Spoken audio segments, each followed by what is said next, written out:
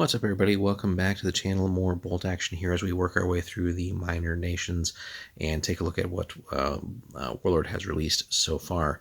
So we start off with Belgium. We're moving on to Bulgaria today, and they have a couple interesting things going on as far as special rules and then some of their unit choices. And it's fun to, as far as collections go and playing the game, obviously most people will probably be playing one of the major factions, but it is fun to consider as like a second force, to pick something like one of these smaller nations, just to delve into some of the different maybe periods of the war where the forces was more relevant, or just to have something different, that really can mix things up and kind of refresh your gaming experience as well, and just a whole new force to learn, really. So, Bulgaria, so it has two rules: Axis support. A Bulgarian force may include a single unit from either the German or the Italian army lists, though no German or Italian army special rules apply except Hitler's buzzsaw, because it's the weapon itself, as far as like the MG 42s, etc. This unit must be included as part of a platoon, taking the slot of the equivalent unit type, so like a sniper team is a sniper team, tank, and so on. But it does give you the ability to bring in some heavy armor from the Germans, really, as one of the better choices. And it cannot be one of the platoons or that platoon's mandatory units, right? That still has to come from you, your faction here. In addition, this unit may not be a veteran unit nor a vehicle with a damage value of 10 or higher, so you are going to be a little bit capped there again, I guess, on some of the heavier German things. But stuff like, I think Panzer IV certainly easy to incorporate among some of the other German vehicles if you wanted that. But then the other one is really actually powerful: roving patrols. When fighting against the Bulgarians, enemy snipers, observers, spotters, etc. cannot use their special deployment rules and must instead be deployed like the rest of the force. That's powerful. Just keeping the opposition honest. They got to walk in off the board edge like normal. In addition, enemies cannot outflank the Bulgarians, but must always come in from their own table edge when arriving from reserve. So you shut that down as well. So that's actually just a very potent national rule there, or faction rule. Good stuff. Good stuff. So let's get in here. Headquarters units, pretty standard stuff here. We get our platoon commanders, the company commanders, majors, etc. So all pretty typical here. The officer and up to 2 further men, pistol, SMG, or rifle. No assault rifles yet for these guys. The officer can have the 2 extra men there, and again, we pay our points cost for whatever veterans we want. The medic, again, pretty typical stuff there. Could also include a couple of unarmed men. And then finally, the forward observer. These guys do have some options for weapons. And then these guys do come with the infiltrator special rule, of course. And that's kind of the cool thing with the roving patrols. You shut off the enemy's ability to do that stuff, but you still get to deploy your special deployment units. On the regular units here, so infantry, squads, and teams. So your bog standard infantry section here, inexperienced or regular, gives you the NCO and 4 men. The NCO is armed with a pistol. Everybody else has a rifle, so you can add up to 5 extra guys here. For the allotted point costs, you do get an LMG plus loader if you want that. The NCO could get the SMG. He's got to pay for it.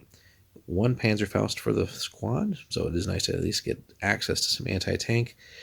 Now, the interesting thing here is we could transform the whole squad into engineers for 1 point per, and if we wanted to, just to really kind of feel like almost like a horde list here and just really get a discount, inexperienced units can be given the Shirkers special rule. You're going to have to deal with that, of course, as a downside, but it is a 2 point discount per. So in a completely inexperienced unit, that would be, let's see, 35 and 34. So was that 69 points? And then 10-man squad, so 2, so 20, so like what, 49 points for 10, although they have shirkers. So, but could be cool for some units, maybe like backfield, holding on to an objective or something like that. And again, the special rules as depending on what we take them. But I think really nice just that we have access to engineers because of the buffs to engineers. Now, the mounted section here. So these guys are vets. Again, starting with NCO and 4 men. These guys do come on horses. So plenty of options out there for plastic horses. I think a lot of the ones that Warlord still has are sadly the mounted ones, but it is possible to get plastic horses from other games, other manufacturers. So just to make assembly somewhat less of a pain. Here we could add 4 additional men, so a 9-man squad. One could have an LMG, another would be the loader. But again, nice that we have this as just they are vets already, right? The Bulgarian cavalry was not trained to charge into battle, but rather acted as a mobile reserve or resistance pursuit unit. So they may not move into contact with an enemy unit while mounted. On the other hand, cavalry sections don't suffer the -1 to their leadership roll to arrive from reserve, so that's kind of cool. Cavalry carbines. These short-barreled rifles count as pistols when used on horseback and rifles when used on foot. So it's something to keep in mind. Now you get the movement of the cavalry to mitigate the pistol range a little bit, but just a neat little flexible unit here. Not necessarily, I think, going to dominate by any means, but it gives you some flexibility and overall not too expensive either. So certainly worth, I think, incorporating at least one of these. So that's some of our basic units. We'll get into some of the others here in just a second. We do get access to our sort of specialist infantry, our weapon teams of various sorts. So we get our MG team here. We get a MMG, which does have access to veteran as well if we wanted to go that route. And for the typical points cost there. An AT team, taking the form of an anti-tank rifle. This is just a 2-man. Though we could upgrade the rifle to a Panzer Schreck if we wanted, although it's a pretty hefty upgrade cost. So we've got to factor that in if you want to pay the cost. But it does give us the shape charge special rule for the Schreck. Alrighty guys, continuing on here. So the flamethrower team, we get access to that as well. So regular and veteran status there. No inexperienced for that. But again, team weapon, 2 men, and typical flamethrower action. We get our snipers, of course. Regular and vets here as well. Spotter has a pistol for this one. So infiltrator there as well. And then finally the mortars. So here we do go all the way from inexperienced to vets and 39 points. Now it is a light mortar to start with, so we're going to have to spend some more points if we want to get more boom out of this. So we can go to medium for 15 points, which I think is going to be probably the best choice for most of the time. And then if we do pay for the medium, we then finally get access to a spotter as well, but another 10 points there. So if you're going to go 39 points vets, figure another 25 points if you want the medium with the spotter. So you'll have a little bit more investment there. But again, medium is going to do a lot more work for you overall than the light and be able to interact with a little bit more of the tabletop for you as well. So now one of the downsides kind of is if you go medium though, then it becomes fixed. Whereas the light one is just so small and portable that you don't have to deal with that. Now we do get some artillery choices as well for these guys. Starting with howitzers, inexperienced all the way up through vets again. It's 3 men, starts as a light, but again here we have some upgrade paths. We can go to medium howitzer and gain 1 extra man for 40 points. Again, it's not going to be cheap to do this, but again, we increase the size of the boomstick. Or we could go all the way up to heavy, which again is going to really give us some solid damage dealing if we can connect with it, and 2 extra men for another 90 points. So it's going to be a pretty solid investment at that level. Gun shield, another 5 points, probably worth it, but you'll have to decide on that. And then the medium and heavies can add a spotter, which you're pretty much going to want for another 10 points there. So factor in, if we go heavy, spotter, and shield, we're looking at another 105, plus let's say we go veteran status, right? If we go regular, it's actually pretty nice. I think it comes to, 150, and then just a little bit more if we want to go vets. And again, does give us the gun shield rule if we take it. Makes sense. Probably a good investment as well. But we do have the ability to bring various forms of artillery and various sizes. So good customization there. AT weapons, again, we start off with light. They're using the Bofors 37 mils there. But again, we can go inexperienced all the way up through vets. We start with a 3-man team. Now we could upgrade the gun to a Skoda 37mm, 70mm hybrid gun, which I have not seen what that actually looks like in person yet. Might be worth looking up just to see what that thing looked like. But anyway, for just a mere 5 points, so something to think about there. Does already have gun shield, so we're not paying extra for that. And then the hybrid weapon rule here. So if the Skoda hybrid gun option is taken when ordering the gun to advance, as well as repositioning it, the barrel of the gun can be changed, turning it from a light AT gun into a light howitzer or vice versa. Declare what barrel the gun starts the game with when you deploy it. So something to consider there, but it's kind of an interesting choice. We don't really get that in other factions where we can essentially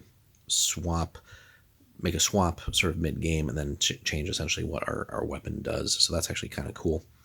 And if we're taking these, we could, like take the medium or heavy howitzer up top, and then just leave the swapping for the light howitzer here, and or the light AT gun for these. We don't need to necessarily just take the light howitzer and leave it as light howitzer. So give us an interesting choice there. Finally, we do get AA guns. So again, inexperienced all the way up through vets. Very cheap for the inexperienced. It's a 3-man team, 1 light automatic cannon on a rotating platform, and naturally has the flak rule. So we can bring in some cheap anti-air even if we go all the way up to veteran, still under 50 points.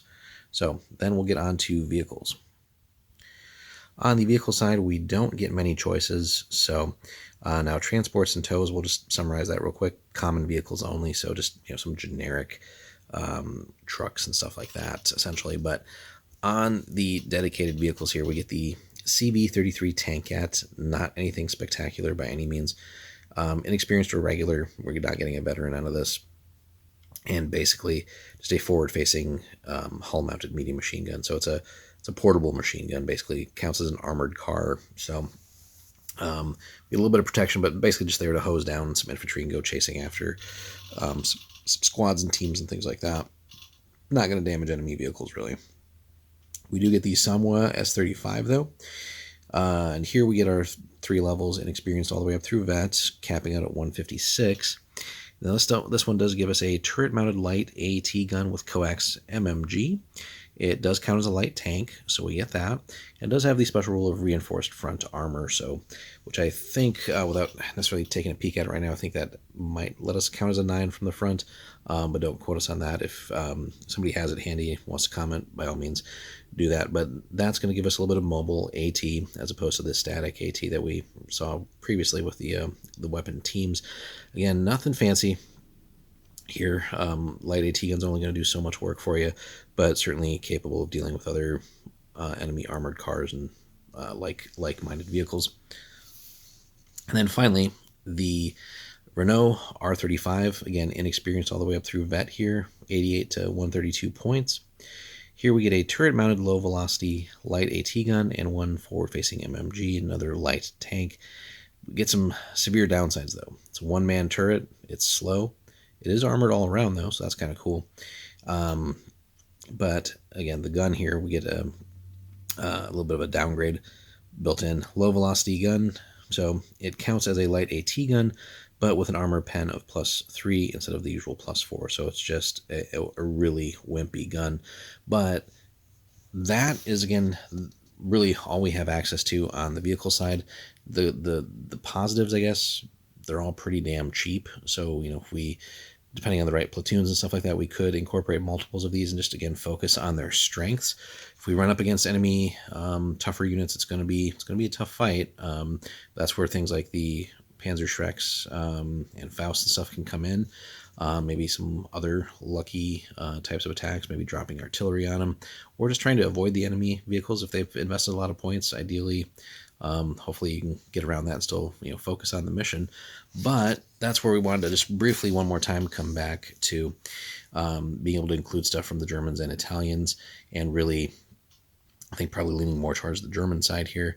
At least take one of their better vehicles. Again, we can't have anything damage value 10 or higher, but let's comb through the list of 9, take a look at all the medium options that we have, essentially medium tanks, and there's plenty in the German list, and that really can then kind of be our ace unit for the for the list here, not in the sense of like Panzer Ace, but more just like this is going to be our heaviest hitting unit that we use to solve as many problems. But again, we're only getting one, so we're going to have to really be smart with it and protect it. But nonetheless, Bulgaria does offer some cool options for you guys and for players in general. Let us know, guys, if you've collected a Bulgaria list, how you've built it. Have you brought in the German or the Italian option? What did you pick and why? And how you've built that. Let us know some memorable moments, too, where roving patrols has worked for you and shut down some enemy plans. Hit us up in the comments, guys. Like and subscribe. We'll have more Warlord games content for you soon here, more bolt action content. If you want to support the channel as well, check out the pinned link in the comments. If you head over to Warlord there and order anything via our link, it does give us a little bit of a boost and support the channel. Appreciate everybody who does that, but not required. Thanks so much for watching, guys.